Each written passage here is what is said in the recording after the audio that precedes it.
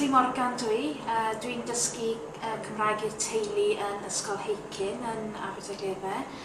Dwi wedi bod yn dysgu'r dosbarth ers 2014.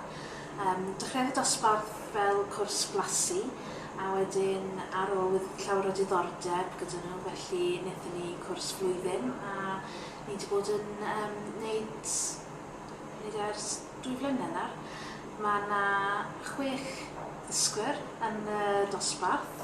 Mae rai yn wneud Cymraeg eu teulu 1 a mae rai yn wneud Cymraeg eu teulu 2. Ond ambell waith ni gyd yn cymysgu a wneud gweithgareddau gyda'i gilydd.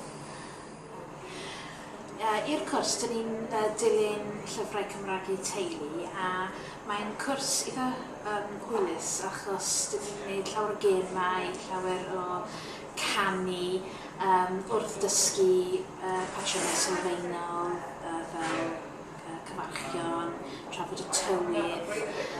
Mae llawer o gemau bwrdd gyda ni, so dyn ni'n defnyddio'r einiau cardiau fflach, i wasgod yn cymysgu'r grwpiau.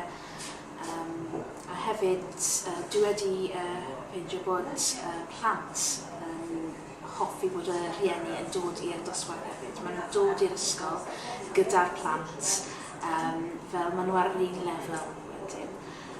Dwi wedi clywed wrth y rhieni hefyd bod pan maen nhw'n gartre, mae'r plant yn barod iawn i helpu gyda'r gwaith cartre a helpu nhw ymarfer ac ambell waith cywiro nhw. Mae'r plant yn dwlu ar wneud yna. Wedyn pan maen nhw'n dod mewn i'r ysgol, mae'r plant yn ceisio defnyddio'r Cymraeg hefyd, yn enwedig os maen nhw'n gweld fi fel athrawes yn dod mewn gyda'r rhieni. Yn fy marn i, mae dosbarth Hakin yn sefyll mas achos mae'n ardal lle does dim llawer o Gymraeg yn y dre, does dim addysg cyfrwng Cymraeg yn yr ysgol. Mae'r plant a'r rhieni ar yr un lefel, maen nhw'n gallu dysgu gyda'i gilydd wedyn. A hefyd, achos does dim llawer o Gymraeg, i'r rhieni dod mewn i'r ddosbarth, mae hwnna'n eitha da, achos maen nhw eisiau dysgu Cymraeg.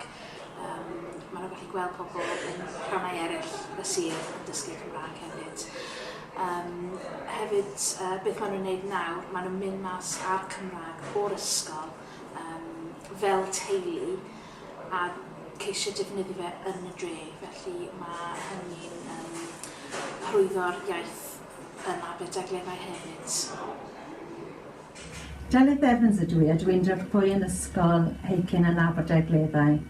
Ysgol trwy gyfrwng Saesneg ydyn ni, a does dim teulu yn siarad Cymraeg yn yr ysgol, a dim ond ffedr o'r athrawon sy'n siarad Cymraeg hefyd. Dwi'n mlynedd yn ôl, penderfynodd ni fel ysgol i godi profil Cymraeg a rhoi cyfleoedd i'r rhieni yn yr ardal i gallu helpu'r ysgol i wneud hynny. Felly, trwy Spartan, mae Natalie Tutor wedi bod yn dysgu grŵp o rhieni. Mae hwn wedi cael effaith positif i'r ysgol achos mae rhieni yn trio helpu'r plant i siarad Cymraeg adre a cael agwedd positif at y Gymraeg. Dwi'n meddwl bod grŵp Hakin yn heiddi ennill y Gwobr achos maen nhw'n frwdfrydig iawn. Maen nhw'n ceisio defnyddio'r Cymraeg gyda'r teulu hefyd yn yr ysgol. Maen nhw gyd yn cwrdd lan hefyd fel grŵp tu fas o'r dosbarth a defnyddio'r Cymraeg. Maen nhw yn gweithio'n galed iawn a maen nhw'n grŵp hyfryd i gweithio gyda.